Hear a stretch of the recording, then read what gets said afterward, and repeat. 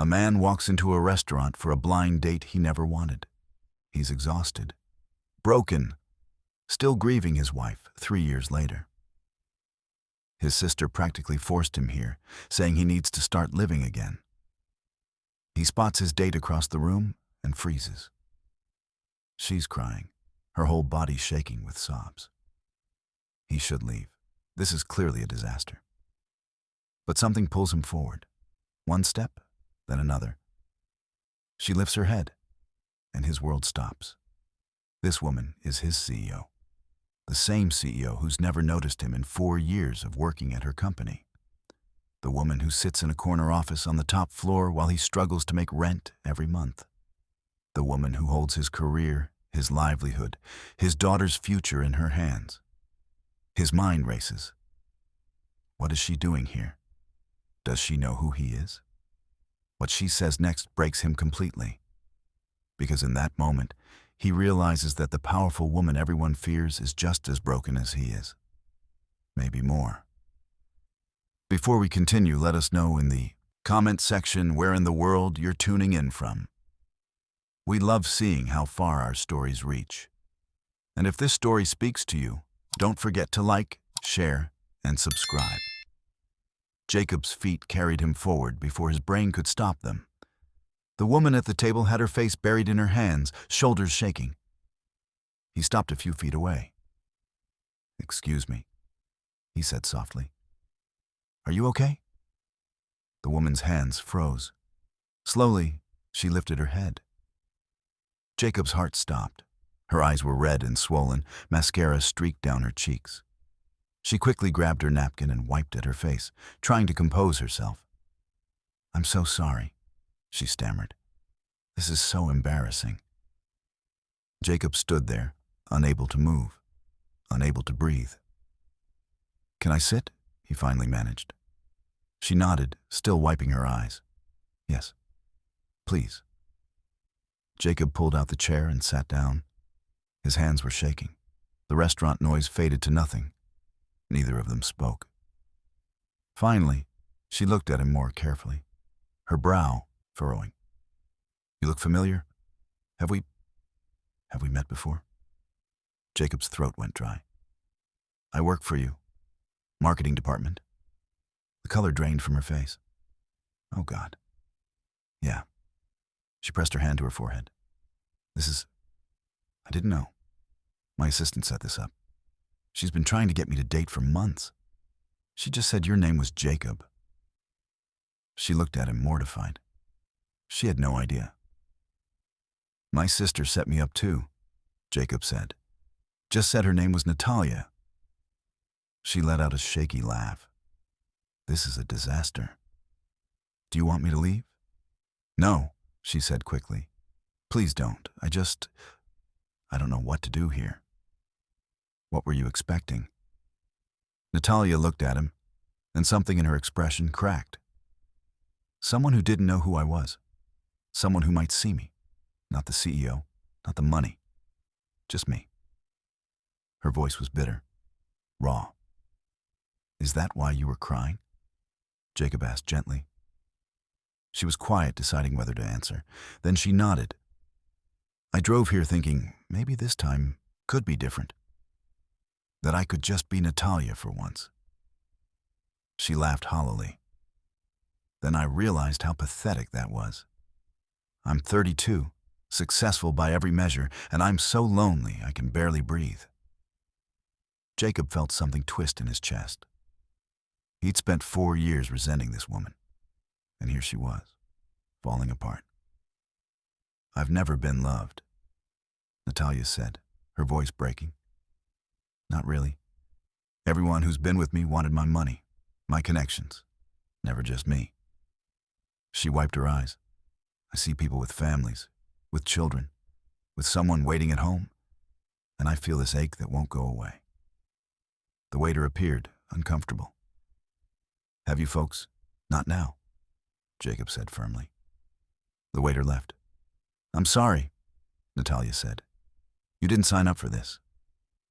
"Actually," Jacob said quietly, "I didn't either." She looked at him questioningly. My wife died 3 years ago. Allison. Brain aneurysm. She was 32. One day she was here, the next she was gone. Natalia's expression softened. Jacob, I'm so sorry.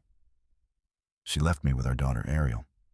She's 8, and for 3 years, I've been trying to hold us together, working 70-hour weeks because if I stop, I have to feel everything.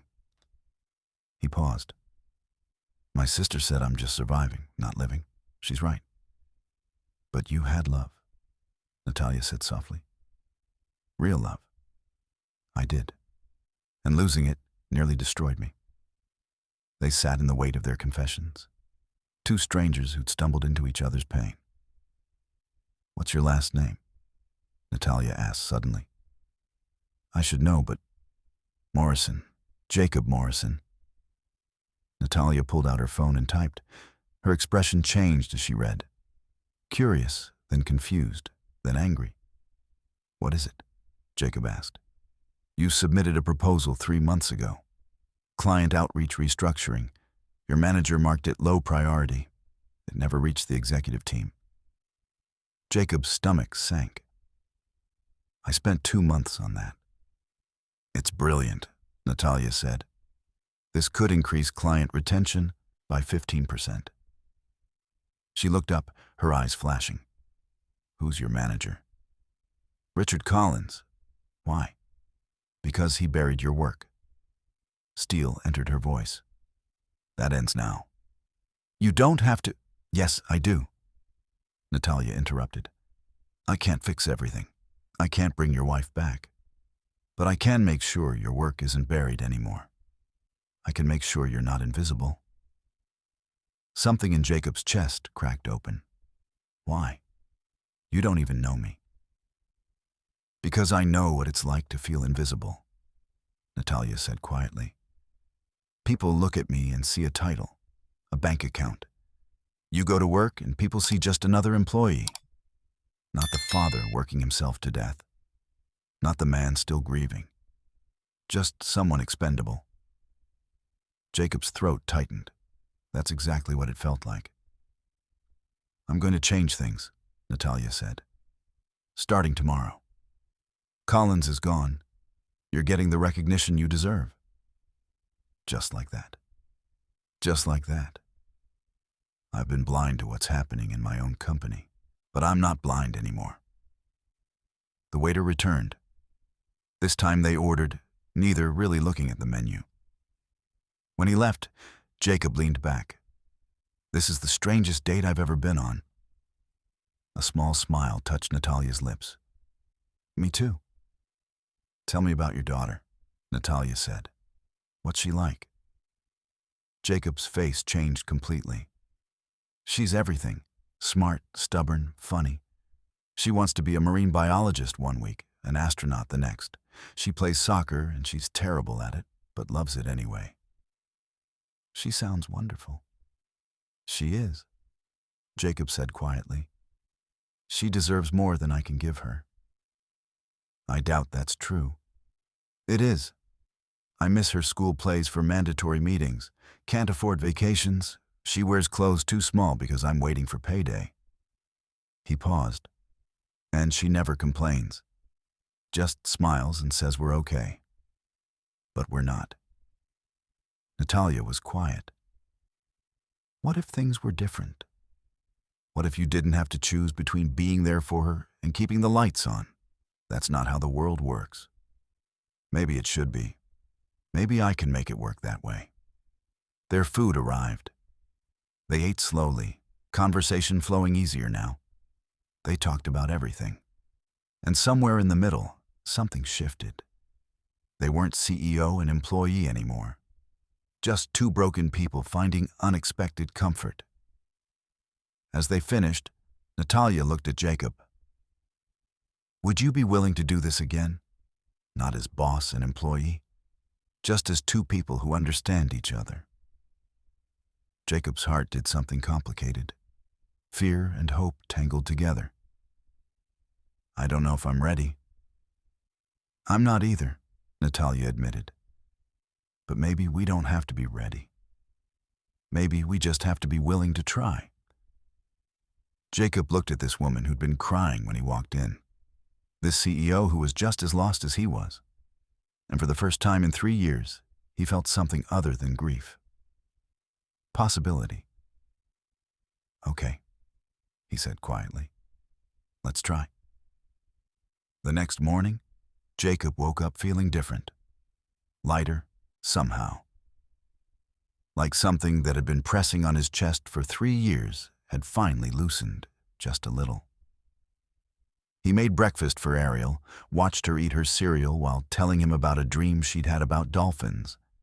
And for the first time in a long time, he was fully present, not thinking about work, not drowning in grief, just there. "Dad, are you okay?" Ariel asked, looking at him with those big eyes that were so much like Allison's. "Yes, sweetheart, I'm okay." "You look different." Jacob smiled. "Different good or different bad?" "Different good," Ariel said, grinning with her gap-toothed smile. "You look happy." The word hit him harder than it should have. Happy. He couldn't remember the last time someone had called him that. "I had a good night," Jacob said simply. "Was it the date Aunt Jessica made you go on?" Jacob laughed. "Yeah, it was the date." "Did you like her?"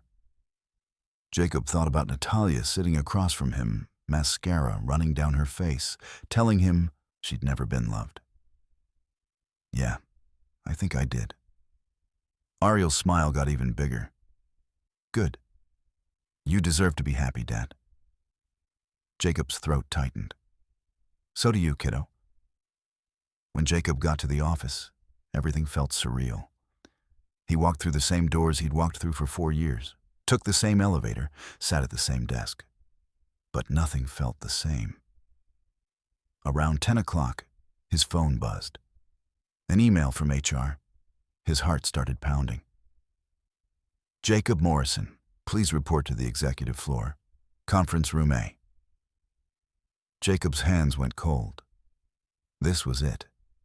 Natalia regretted everything. She was going to fire him for making things awkward, for knowing too much. He took the elevator up, his stomach in knots. The executive floor was different from the rest of the building. Nicer, quieter, the kind of place he'd never belonged. He found conference room A and knocked. "Come in," a voice said. Natalia's voice. Jacob opened the door. Natalia was sitting at the head of the table, dressed in a sharp, black suit, her hair pulled back. She looked nothing like the crying woman from last night. She looked like the CEO again. But when she saw him, her expression softened. "Jacob, close the door and sit down." Jacob did, his heart racing. "I wanted to talk to you before I made this official," Natalia said. "Last night, I told you things were going to change. I meant it. Natalia, you don't have to—" "I fired Richard Collins this morning," she said simply. Jacob's jaw dropped. "You what?" "I went through his files. Yours wasn't the only proposal he buried. He's been doing this for years, protecting his territory, making sure no one beneath him looked too good, making sure he stayed essential." Natalia's eyes were hard. "He's gone. So are 2 other managers who are doing the same thing." Jacob couldn't speak. "I'm restructuring the entire marketing department," Natalia continued, "and I want you to lead it." "What?" "I'm promoting you to Director of Marketing Strategy. Your salary is tripling. You'll report directly to me." She slid a folder across the table. "This is your new contract. Look it over. If you have questions, ask them." Jacob opened the folder with shaking hands. The numbers on the page didn't seem real. "Why?" he finally asked. "Why are you doing this?" Natalia was quiet for a moment. "Because last night, you reminded me why I started this company in the first place. Not to build an empire, not to get rich, but to create something that mattered. Something that treated people like human beings instead of numbers on a spreadsheet. She paused. I lost sight of that, and people like you paid the price. I don't know what to say. Say yes, Natalia said simply. Say yes and help me fix this place. Jacob looked at the contract again. The salary alone would change everything. He could afford a bigger apartment.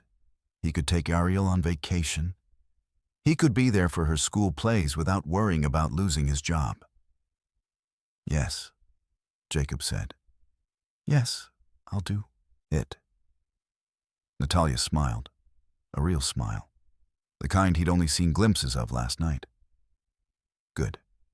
You start Monday. That's in 3 days. I know. Use the time to spend with your daughter. You've earned it. Jacob stood up, still in shock. Thank you for all of this. Don't thank me yet, Natalia said. You're going to be working hard. I have high expectations. I won't let you down. I know you won't. She paused. Jacob, about last night. I meant what I said. About wanting to do it again. Jacob's heart did that complicated thing again. So did I. Are you free Saturday? There's a park near my place. We could take a walk, talk, no pressure. I'd like that, Jacob said. But I have Ariel on Saturdays. Bring her, Natalia said without hesitation. I'd like to meet her. Jacob stared at her. You want to meet my daughter? If that's okay with you. Jacob thought about it. About introducing someone new into Ariel's life. About the risk. About what it might mean. Okay, he said, finally. Saturday. The park. Saturday came faster than Jacob expected. He was nervous in a way he hadn't been since he was a teenager. Ariel, on the other hand, was excited. Is she nice? Ariel asked for the 10th time as they walked through the park. She's very nice, Jacob said. Is she pretty? Jacob laughed. Yes, she's pretty. Are you going to marry her? Ariel, I've been on one date with her. But do you like her? Jacob thought about Natalia's tears, her confessions, her vulnerability. Yeah, I do. Then that's all that matters, Ariel said matter-of-factly. They found Natalia sitting on a bench near the pond, wearing jeans and a sweater.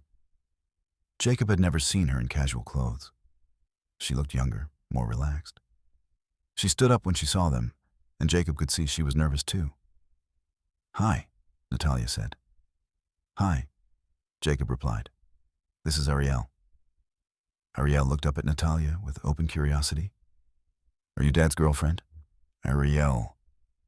Jacob's face went red. But Natalia laughed. Not yet, but I'm hoping to be his friend. Is that okay with you? Ariel considered this seriously. Do you like dolphins? I love dolphins. Good. Dad, I like her. They spent the afternoon walking through the park. Natalia asked Ariel about school, about soccer, about her dreams of being a marine biologist. She listened like Ariel's words were the most important things she'd ever heard. At one point, Ariel ran ahead to look at the ducks, and Natalia moved closer to Jacob. She's wonderful, Natalia said softly. She is. She's the best thing in my life. I can see why. Natalia paused. Thank you for letting me meet her. Thank you for wanting to. They watched Ariel throw bread to the ducks, laughing when they fought over the pieces. I've been thinking about something, Natalia said. About what you said that night. About not being able to afford things for her. Natalia, I don't want your money.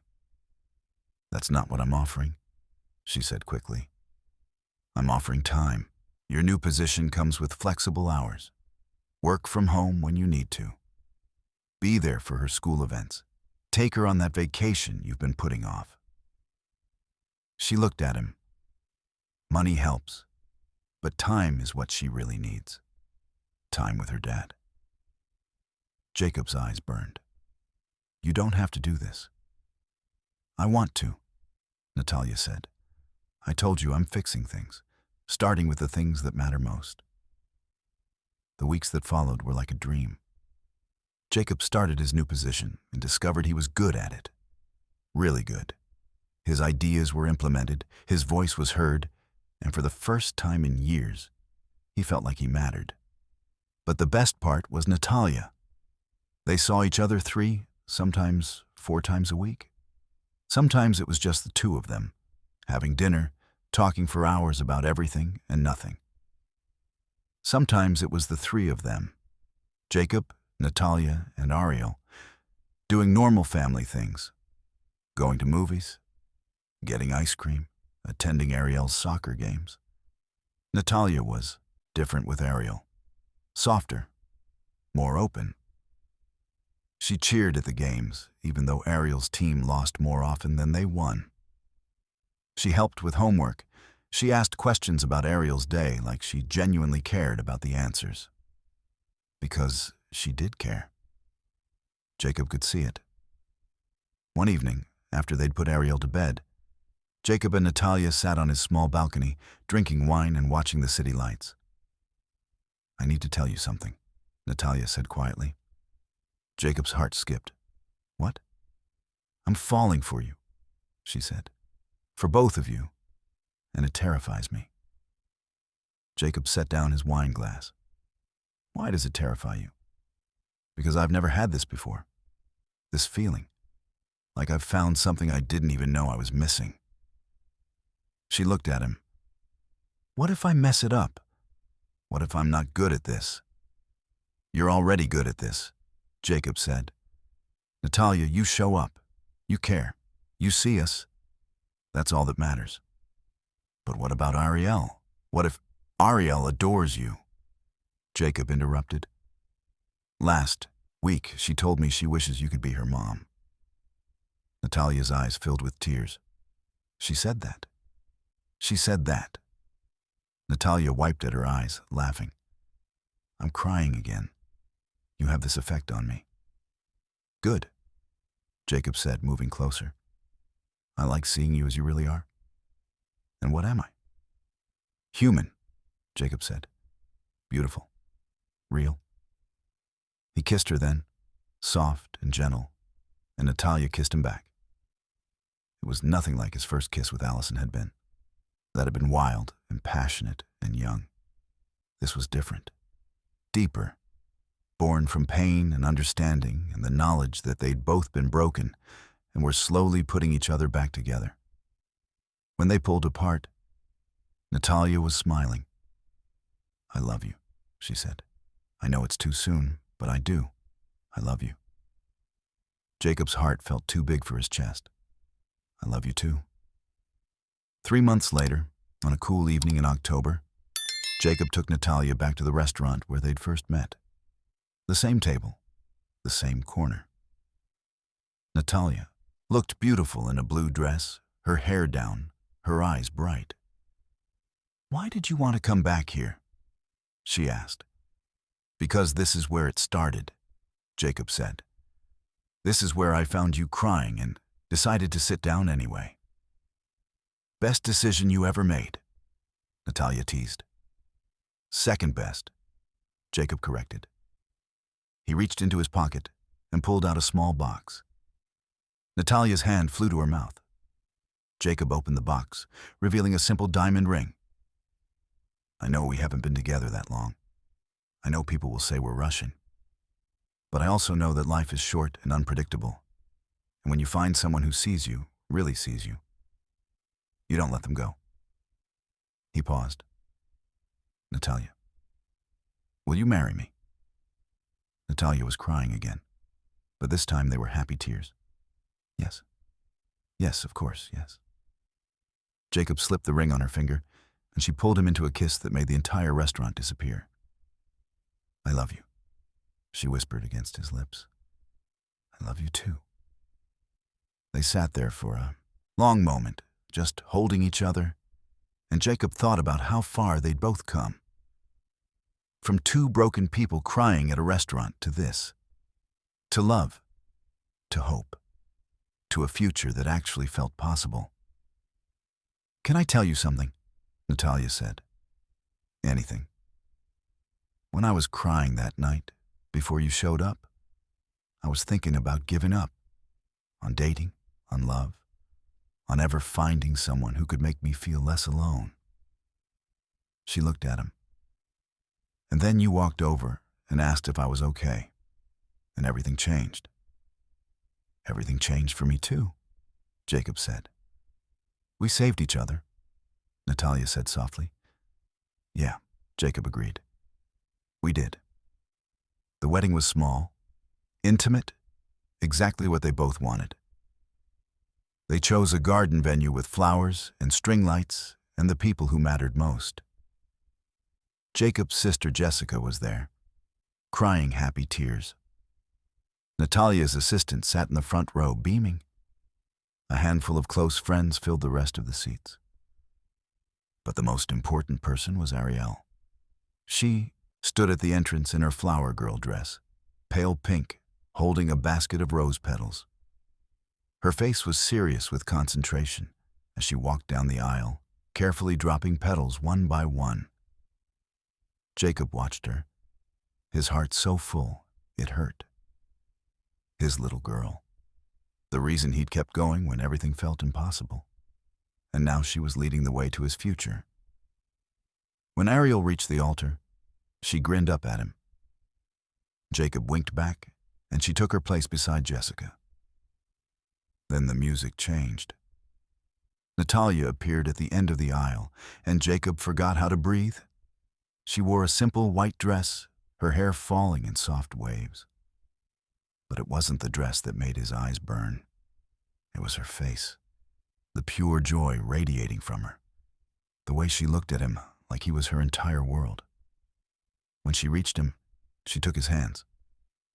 "Hi," she whispered. "Hi," he whispered back. The officiant spoke briefly, then nodded to them. "Jacob and Natalia have prepared their own vows." Jacob went first, his voice shaking slightly. "Natalia, 6 months ago, I walked into a restaurant expecting nothing.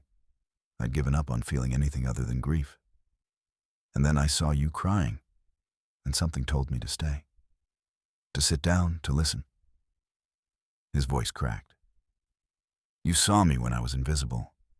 You made me believe I could live again, not just survive.